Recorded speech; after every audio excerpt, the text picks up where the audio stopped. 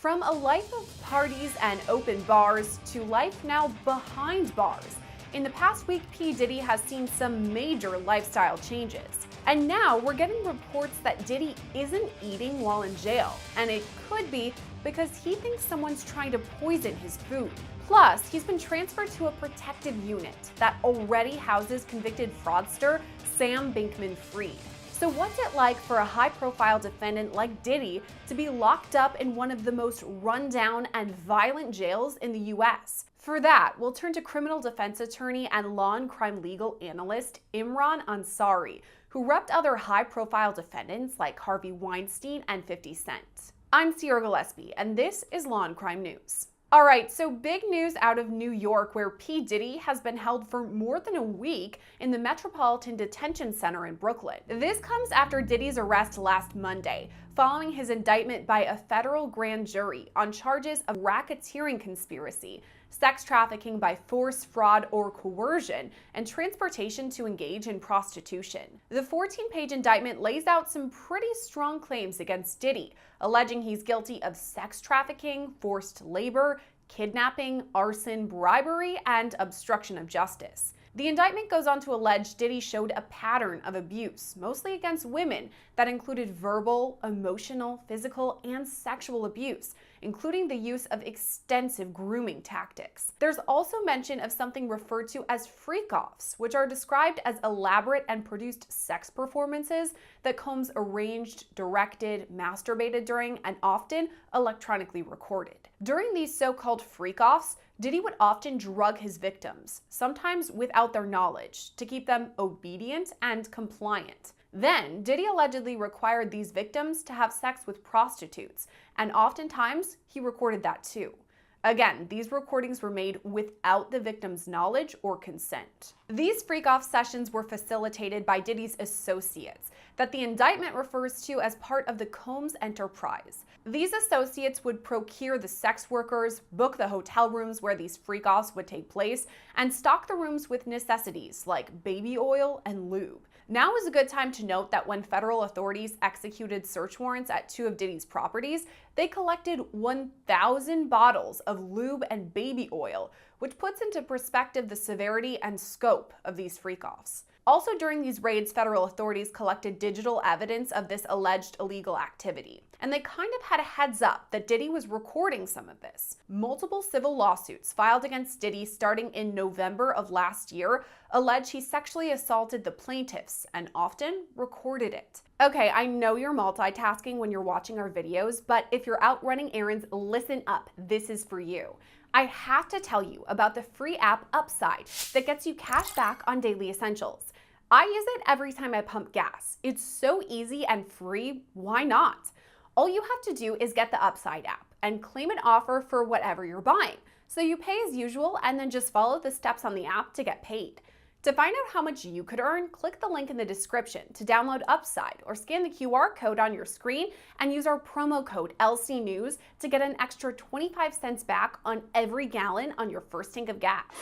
The bombshells were first dropped by Cassandra Ventura, or the singer Cassie, when she filed civil suit last November. Cassie dated Diddy for years, and she alleges he was physically, verbally, and sexually abusive toward her during that time. Her lawsuit was settled just one day after it was filed, but that was just the start of the civil suits against Diddy. Since 2023, 11 civil suits have listed P. Diddy as the defendant. And now, one federal indictment lists him as the defendant too. After his arrest, Diddy pleaded not guilty to the charges and was twice denied bail. His legal team offered a pretty sizable bail package too, saying that Diddy would put up $50 million for his release. This would have been co-signed by Diddy, his sister, his mom, his 3 adult sons, and the mothers of 2 of his children. The defense also suggested that Diddy would have major restrictions on travel, a GPS monitor, and even limitations on female visitors.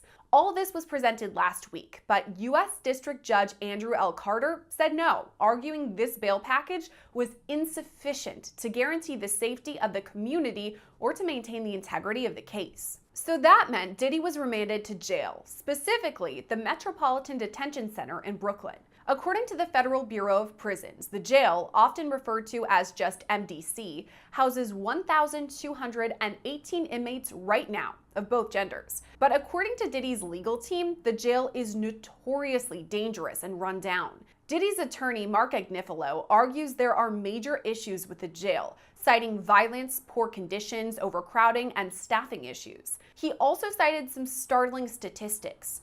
2 inmates have been killed at MDC since this June, and at least 4 inmates have died by suicide over the past 3 years. On top of that, 6 staff members have been charged with criminal activity over the past 5 years. Diddy's team wants him transferred to a different jail in New Jersey, but Judge Carter says it's up to the Federal Bureau of Prisons to make that decision. So for now, MDC is where Diddy calls home. It's usually where defendants are housed after their arrest and as they're awaiting trial in either Manhattan or Brooklyn.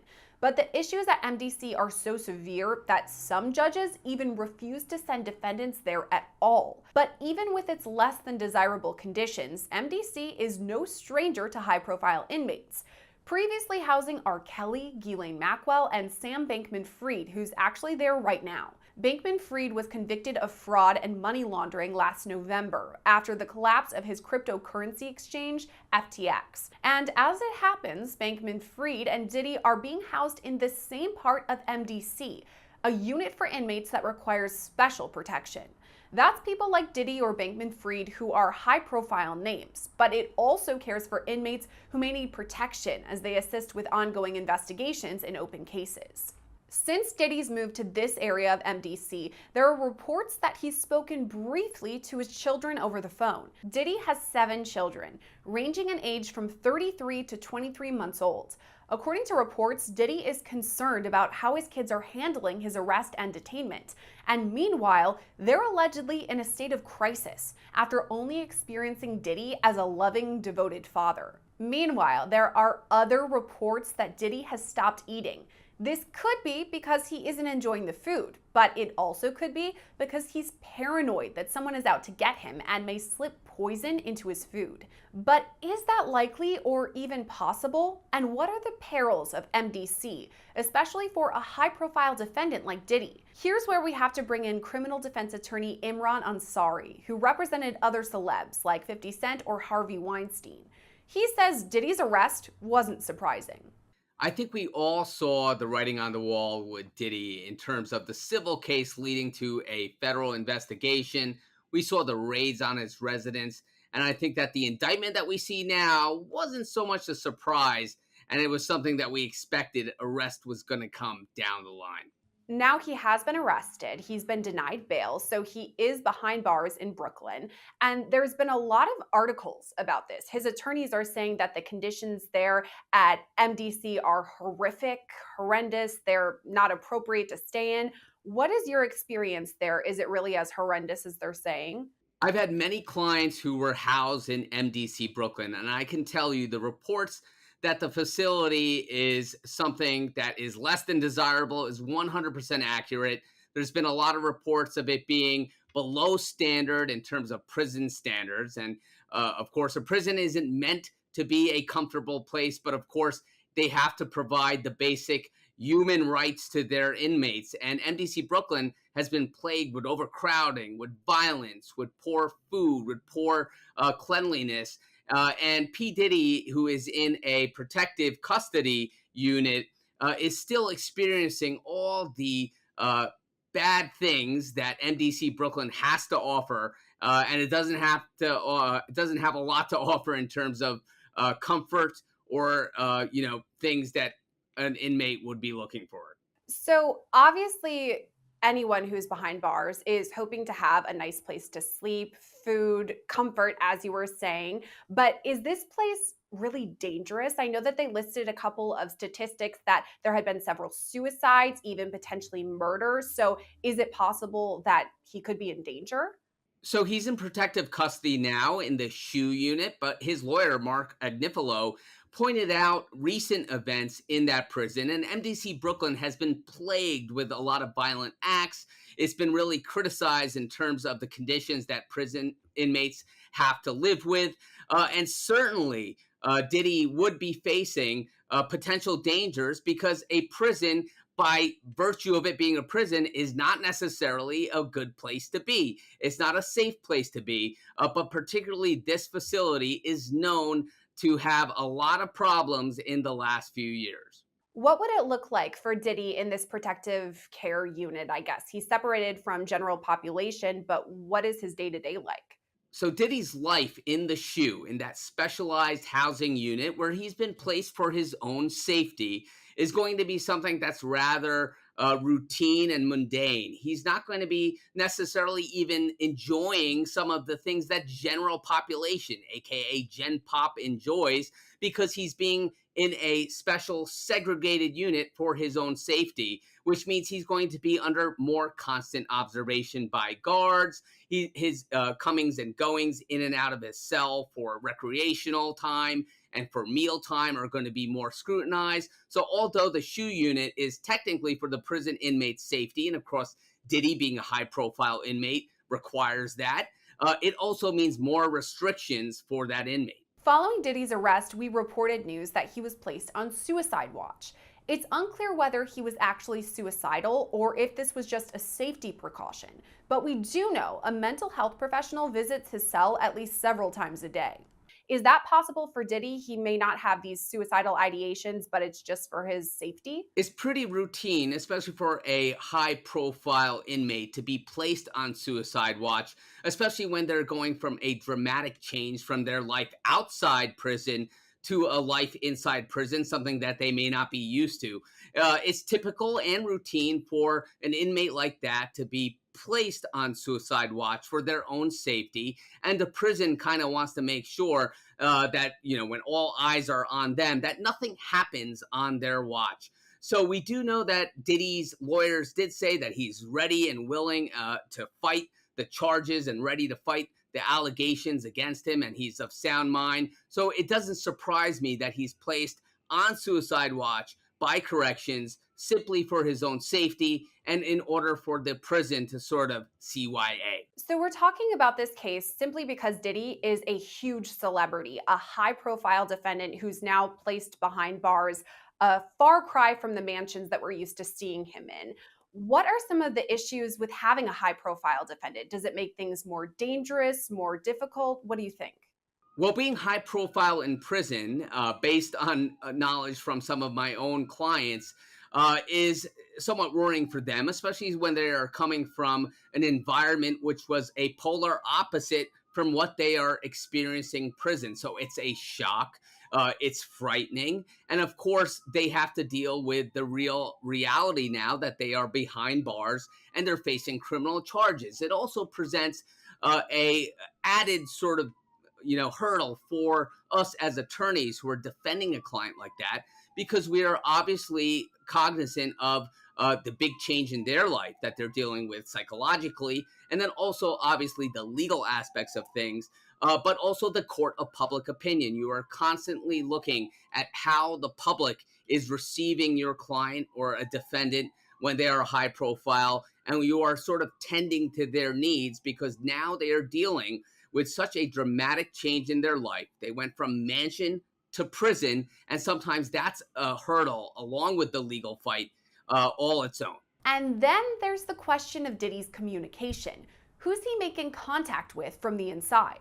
So Diddy has pleaded not guilty to these charges. So of course we're expecting him to bring a strong defense with his attorneys, his team. Obviously they're going to be preparing. But does it add a layer of challenge, the fact that Diddy is behind bars? What does it look like for attorneys hoping to meet with him? Would they have their own rooms? Would they talk over those phone things we see in movies? What would it really look like? So when you have a client who is behind bars, you are meeting with them on legal visits, and you are talking to them on a secured line, which is an attorney or legal call where it's not being recorded and it's afforded that privilege, that attorney-client privilege, that privacy there. But it does present hurdles when having a client behind bars, because you're sort of really reliant on A, the prison schedule, B, the prison calls. You can't call your client, they're calling you. So even if you have something that you need to talk to your client about urgently, you got to wait until you get that prison call from prison, or you're making that visit yourself to jail to have a legal visit. So it's always easier to represent someone who has been out on bail, because they could come to your office or you could visit them, or even if they're on house arrest, they're typically allowed to come to your law office. So it does present that added hurdle when you're representing someone who is remanded or in jail. But of course, we have to do what we have to do as defense attorneys, and we make it work. We talked about the side of his defense, obviously speaking with his legal team, but what about his family? We have seen some reports that Diddy has had brief phone calls with his children. What would that look like? Is it a phone call privilege system that he would get more calls as time goes on if he has good behavior, that kind of thing? So inmates are afforded time to talk to their family, of course, family visits, but they are restricted in terms of certain hours where they can make that call, certain amount of minutes they have in terms of making a call, which is a non-legal call, and also visitation hours and things like that. And of course, it's a massive shock to the family. It's not only a shock to the defendant or the inmate, but the family is now dealing with the reality that someone who that they were able to communicate with, whether it be Diddy's children calling him or seeing him, now there's all these restrictions around it, and it's happening in a very traumatic time. So it all also presents a real change of circumstances, a real stressor for a defendant or inmate's family when they see someone that they love, no matter what they're accused of, no matter what the allegations are. Now they have to go through the prison system in order to see them or even speak to them. You spoke about these phone calls between Diddy and his attorneys. Obviously, those ones aren't going to be recorded. But in regards to the phone calls with his family, is this something that's going to be recorded and something prosecutors or even the defense are going to keep an eye on? A phone call between an inmate and a non-attorney, like a family member or a friend, those are subject to being recorded. So a defense attorney, I'm sure P. Diddy's attorneys, Mark Agnifilo and his team, have told him, if you're going to have any phone conversations with family, friends, or non-attorneys, you got to be careful with what you say. It's going to be recorded, and it could be used against you, whatever you say in those recordings. As a prosecutor or former prosecutor, when I was a prosecutor, I used jail phone calls in my case in chief. I used it as evidence against defendants because we would receive those recordings, and sometimes people are not careful about what they say to people on the phone. As a defense attorney, I always tell my clients, do not talk on the phone openly to friends and family, because it's being recorded. You never want to say something that could come back and used against you in a court of law. So yes, those phone calls are not subject to attorney-client privilege. They're fair game for prosecutors and law enforcement. So you got to be careful to what you say on a non-privileged line like that. But there's still the question of whether Diddy's eating while in jail. Going back to Diddy's day-to-day life behind bars, there have been some reports that he's not eating. This could be maybe because the food isn't up to his standards, it's not what he likes, but also there are some potential reports that he's fearing someone may poison his food. What do you make of all that? So having been to MDC Brooklyn to visit my clients and talking to them about their experience inside and what they're eating and whatnot, I could tell you that they're not getting any Michelin starred or gourmet food in prison. So you got to think on a practical standpoint, a realistic standpoint. Diddy's probably used to really good food and the best food that money could buy. Of course, he had the resources for that. So it could be that the food is just so reprehensible to him, and he's not, he doesn't have a taste for it, that he's not eating because of that. Or it could be a genuine fear that he has that someone may be out to get him, and then he doesn't want to take that risk. Of course, this is all speculation, Sarah, but that could be a chance. Of course, there's the notorious incident in near history with Jeffrey Epstein, where there are conspiracy theories that rather than suicide, he was actually killed in prison. I don't know what's going on in Diddy's head. I don't know, if it's the food that's being bad, if he's not eating it, or there's some other fears going on there. But generally, the food in prison is not palatable per se, and that could be the reason why, if that's true. Diddy's team has made it super clear that they do not want their client there at MDC. Is it possible that he's transferred to a different facility ahead of trial?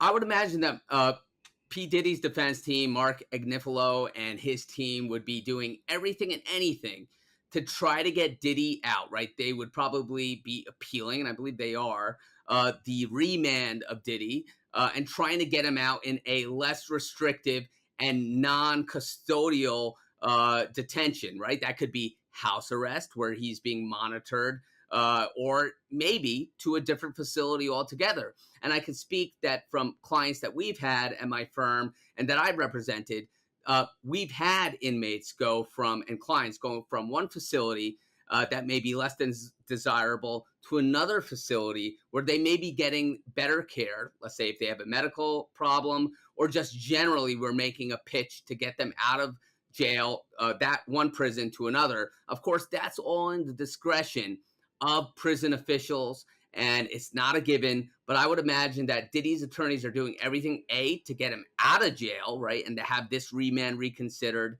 and also perhaps have him transferred to a different facility, which is less harsh than MDC Brooklyn. But again, you got to really show a real good cause for prison officials to use their discretion to take an inmate out of one prison to another, because you got to remember, Sarah, that Diddy is supposed to be treated the same way as any other inmate in that facility with no special treatment. I think it's interesting, this Diddy case, to show how a civil lawsuit really brought on a deeper investigation into Diddy, the allegations against him, and ultimately led to this indictment. And it is a serious indictment. It's not to be taken lightly. He is in jail. And it's always interesting to see someone who was at the top sort of having this, meteoric fall to this level. Of course, his attorneys are going to go out there swinging in his defense, and prosecutors, of course, are going to be standing by their case. But it's fascinating to see someone who was so embraced by the public for his music, for his persona, now finding himself in the harsh facility like MDC Brooklyn. And it's also a little surprising to me that he actually got remanded to MDC Brooklyn, because they were actually giving a decent bail package to prosecutors, to the court, for, house arrest and putting up collateral and whatnot. So we'll see if that's going to be reversed or looked at with a change of circumstances, what have you. But it's going to be an interesting case to see. And whenever you have a celebrity like this, the public are going to be watching every move, both in court, by the prosecutor, and by the defense. After Diddy's arrest, he pleaded not guilty to the federal charges against him. A statement from his legal team reads, quote, "Sean Diddy Combs is a music icon, self-made entrepreneur, loving family man, and proven philanthropist who has spent the last 30 years building an empire, adoring his children, and working to uplift the Black community. He is an imperfect person, but is not criminal." To his credit, Mr. Combs has been nothing but cooperative with this investigation, and he voluntarily relocated to New York last week in anticipation of these charges. Please reserve your judgment until you have all the facts. These are the acts of an innocent man with nothing to hide, and he looks forward to clearing his name in court. Diddy is expected back in court on October 9th. We'll bring you the updates then, and of course, whatever develops before that next hearing. For Law and Crime, I'm Sierra Gillespie.